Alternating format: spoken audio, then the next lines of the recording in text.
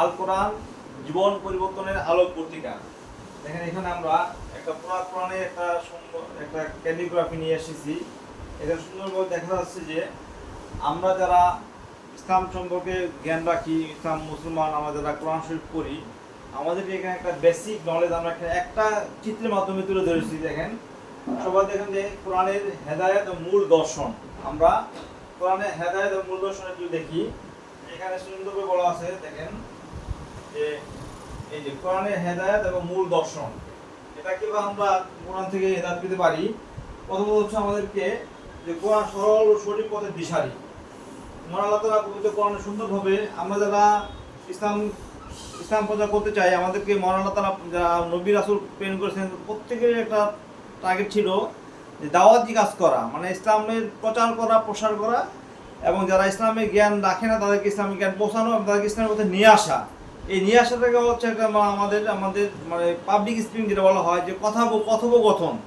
আপনি দাওয়া আপনার মুখের ভাষার মাধ্যমে প্রচুর আপনাকে জ্ঞান অর্জন করতে হবে, আপনি এটা প্রচার করতে হবে।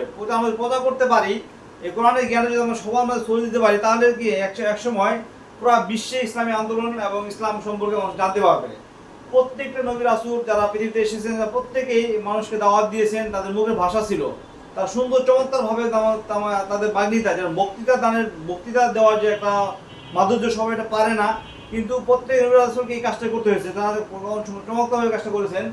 আমি আজকে এখানে কোরআন জীবনের পরিবর্তনের আলোক পত্রিকা, জীবন পরিবর্তনের আলোক পত্রিকা একটা শিরোনামে আমি একটা ইনফোগ্রাফি এঁকেছি। এখানে শুধু লেখা আছে যে কোরআনের হেদায়েত ও মূল দর্শন।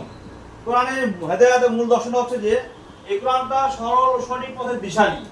পৃথিবীতে যত আপনার বিভিন্ন মতাদর্শ আছে, কিন্তু প্রত্যেকটা মতাদর্শের এগনেস্টে আল কোরআন হচ্ছে একটি সরল ও সঠিক পথের দিশারি। কোরআন মানুষের চিন্তা, চরিত্র, ন্যায় বিচার এবং সামাজিক দায়িত্ববোধের পূর্ণাঙ্গ পথ নির্দেশনা প্রদান করে।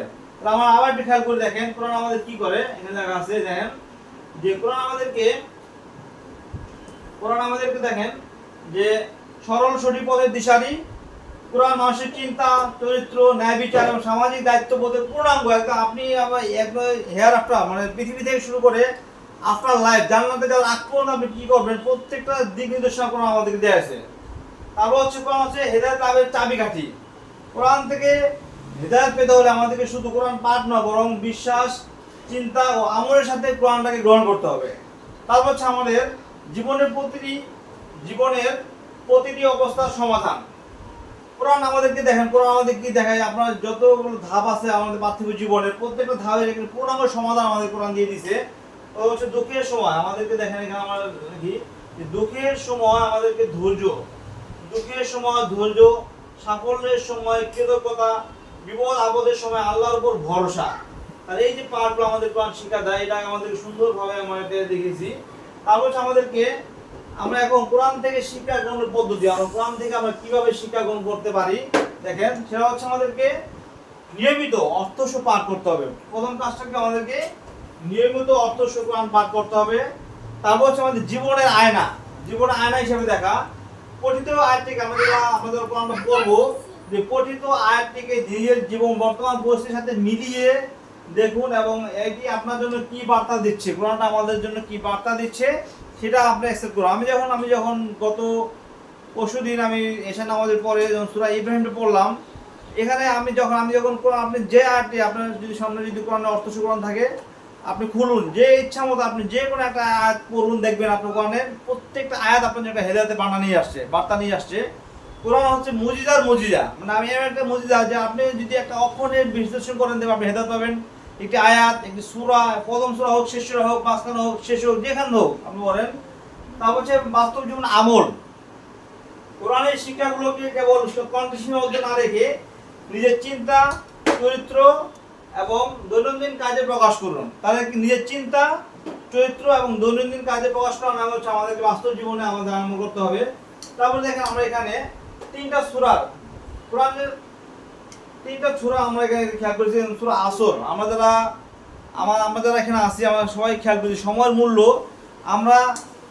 আমরা আমাদের কি ব্যর্থতা, আমাদের পুরো বিশ্বে আমাদের মুসলমানদের যে দৈন্য দুর্দশা, এটা মূল কারণ হচ্ছে আমরা কোরআনের সময়ের মূল্য বুঝি না। কিন্তু কোরআন আপনাকে ধনী হওয়ার জন্য যতটুকু বলছে বলছে সময় মূল্য দিতে। আপনি যদি সময়ের মূল্য দিতে পারি, আমরা যদি সময়ের মূল্য দিতে পারি, তাহলে আমরা দেখবেন প্রত্যেকটা মিনিট সেকেন্ড আপনাকে কাউন্ট করতে হবে, প্রত্যেকটা মুহূর্ত আপনাকে কাউন্ট করতে হবে, প্রত্যেকটা সময় প্রত্যেকটা মুহূর্ত আপনি যদি কাউন্ট করতে পারেন, তাহলে আপনি পৃথিবীর সবচেয়ে সেরা মানুষের পরিণত হবেন ইনশাআল্লাহ। এই কারণে আমরা সূরা আসর করি, ওয়াল আসরি ইন্নাল ইনসানা লাফি খুসর, কত সুন্দর আলো বলেছেন যে প্রতিটা মানুষ ক্ষতিগ্রস্তের মধ্যে নিমজ্জিত, ইল্লাল্লাযিনা আমানু ওয়া আমিলুস সলিহাতি ওয়া তাওয়াসাউ বিল হাক্কি ওয়া তাওয়াসাউ বিস সবর, এবং তারা ব্যতীত যারা ঈমান এনেছে, সৎ কাজ করেছে, একে অপরকে হকে দাওয়াত দিয়েছে এবং কি ধৈর্য ধারণের উপদেশ দিয়েছে, এই যে পার্টগুলো আমাদেরকে বলেছে, এইভাবে আমরা যদি খেয়াল করতে পারি, তাহলে আমরা আমাদের লাইফটা চেঞ্জ হবে। আমরা কোরআন থেকে ধর্ম নিতে পারবো, কোরআন থেকে আমরা জ্ঞান নিতে পারবো, কোরআন থেকে আমাদের জীবন চেঞ্জ করার মতো মূল উপাদানগুলো আমরা নিতে পারবো। তাহলে আমরা যদি সূরা হুজুরাত পড়ি, দেখেন এই সূরা হুজুরাত, এখানে সুন্দরভাবে বলা আছে যে সামাজিক আচরণ পারস্পরিক সম্পর্ক কি হবে সেটা বলা আছে। সর্বশেষে আমাদের সূরা লুকমান, এটা সন্তান শিক্ষা এবং বিনয়ী আচরণ শেখানোর বলা হয়েছে। এইভাবে আমরা যে কোরআনের প্রত্যেকটা সূরা আয়াতগুলো আমরা দেখে দেখে বুঝে বুঝে পাঠ লাইন লাইন করি এবং আমরা যদি হৃদয়ঙ্গম করতে পারি, কোরআন হচ্ছে আমাদের জন্য সর্বশেষ এবং সর্বোৎকৃষ্ট একটা হেদায়েত গ্রন্থ। আমি এখানে মানুষের জীবন দর্শন, আপনি রাজনীতি, অর্থনীতি, সামাজিক নীতি যা বলেন প্রত্যেকটা কথা এখানে বলা আছে। ইনশাআল্লাহ আমরা প্রত্যেকটা ক্ষেত্রে আমরা মেনে চলবো। সবাইকে এই আহ্বান রেখে আমি আমার কথা এখানে শেষ করছি। আসসালামু আলাইকুম রহমতুল্লাহ।